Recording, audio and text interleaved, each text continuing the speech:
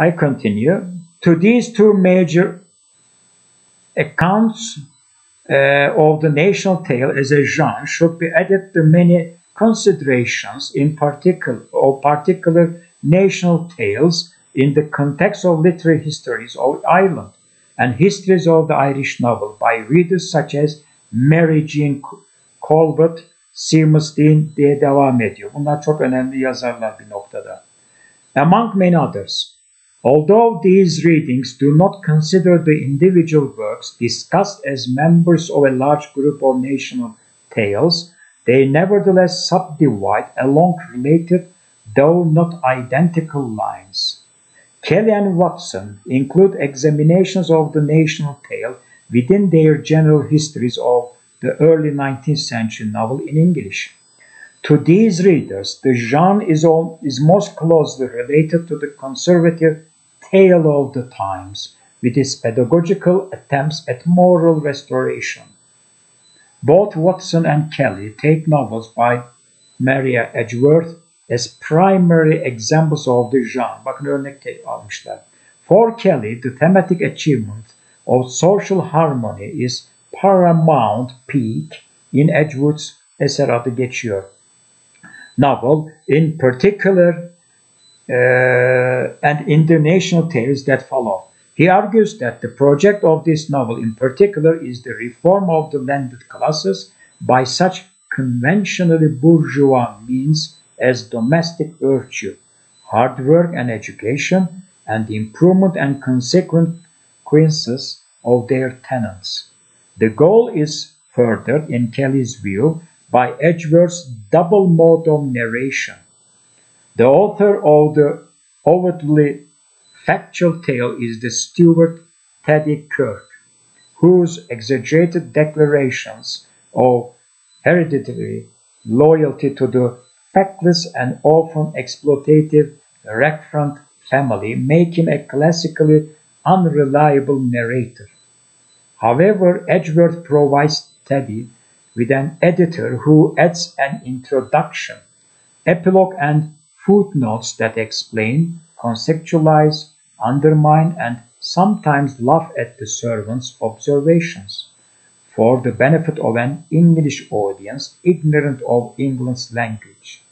Dikkat edin, for the benefit of an English audience ignorant, bir haber olan İngiliz işte okuru tarafından diyelim, at the servant's observations for the benefit of English audience ignorant of Ireland's language.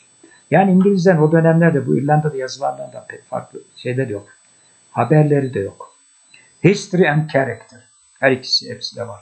Authority in Kelly's reading of Castle Recreant rests with the educated, systematic presence of the editor, who demonstrates his own superiority to Teddy's colloquial popular style of narration at the same time as he conceals Teddy's pre-modern attitude toward the recreants themselves. Similarly, Watson emphasizes the unity of Edgeworth imposes on the national tale.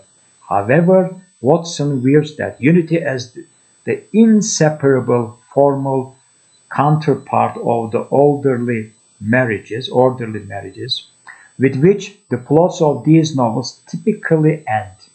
For Watson, the marriage ending is key motive of what she calls national romance. Yeni bir kavram da çıktı bakın şimdi. An allegory of reconciliation between warring classes and cultures that unifies the nation. Contrasting the national tale as a genre to the epistolary forms of non-fiction. Ki o dönemlerde hatırlayın epistolary romanlar da var. Samuel Richardson mesela. That were popular in the last half of the 18th century.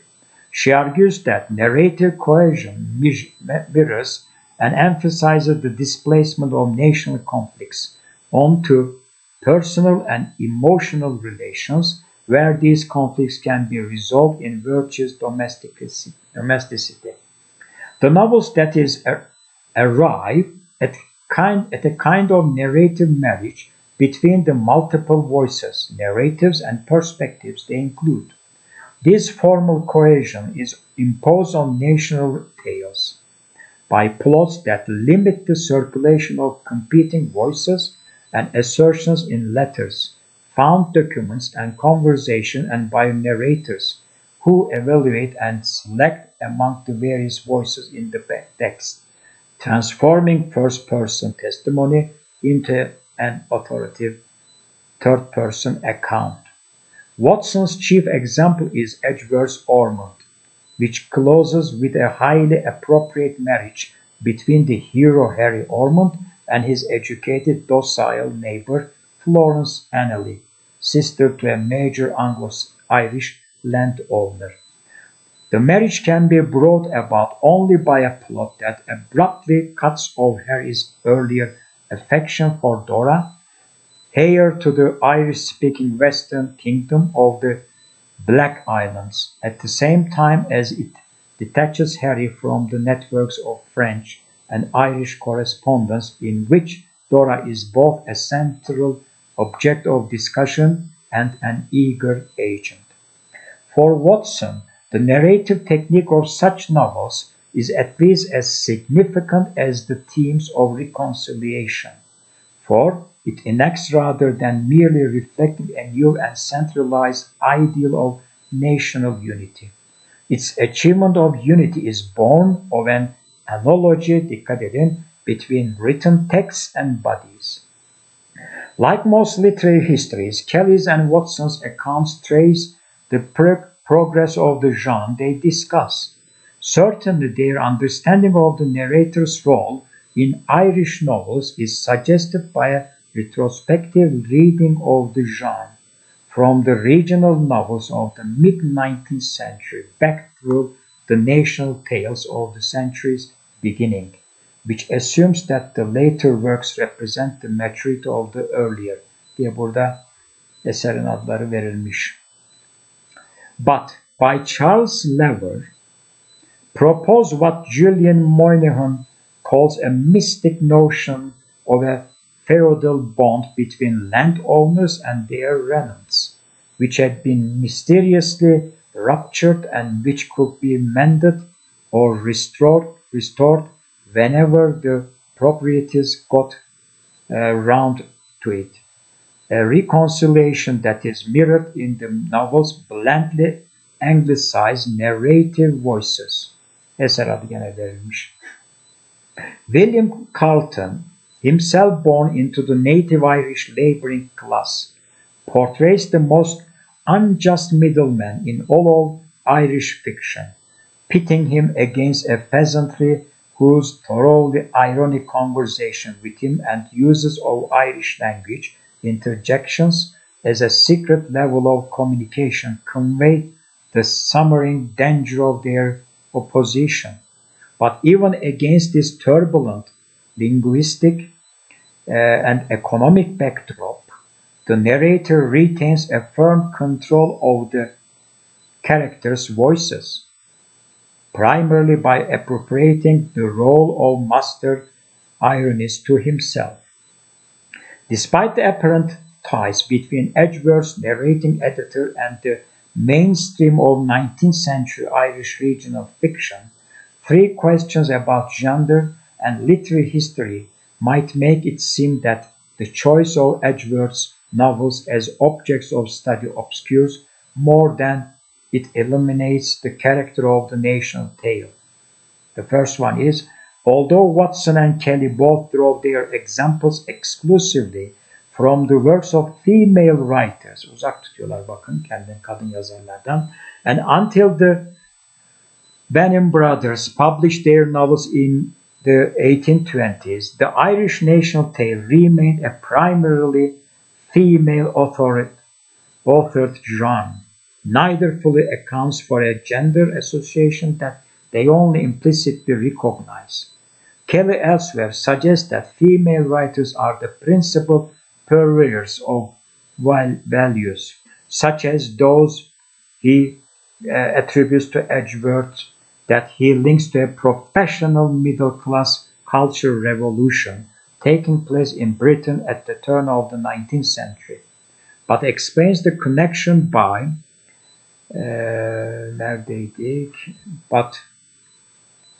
explains the connection by a conventional association of domesticity with women. For Watson, the predominance of female-authored national tales mirrors, dikkat edin, the authorship of epistolary novels at the end of the 18th century. Demek ki anlayacağınız üzere bu 18. yüzyıl epistolary roman türü diyelim, İrlanda'yı da oldukça etkilemiş kardeşlerim.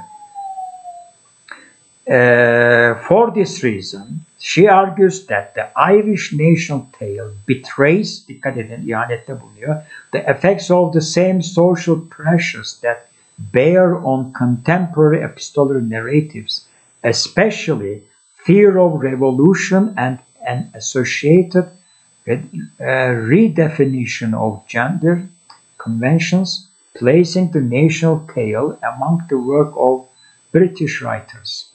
Neither Kelly nor Watson investigates the specific connections between gender and early 19th century Irish nationhood that the history of the national tale makes available.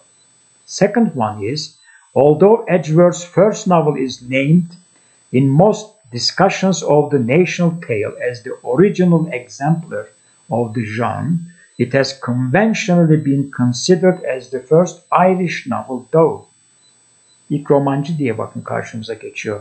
As Serbian Kilfeder has argued, it is more accurately described as the first Irish regional novel, pay attention, taking up the land, people and problems of Ireland as primary matters of discussion.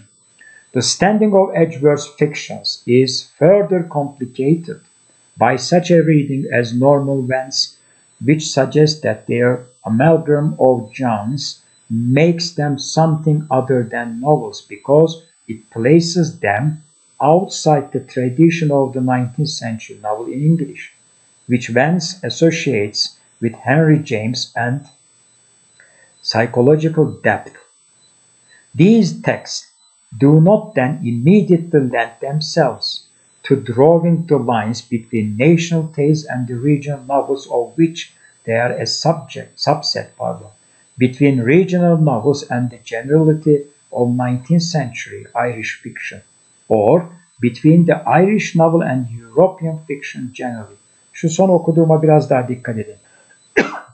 A third question about the emblematic status of Edgeworth's national tales arises from the continuing critical debate over the location of political, moral, and narrative authority in Castle Rackrent and her other novels, which has left readers sharply divided.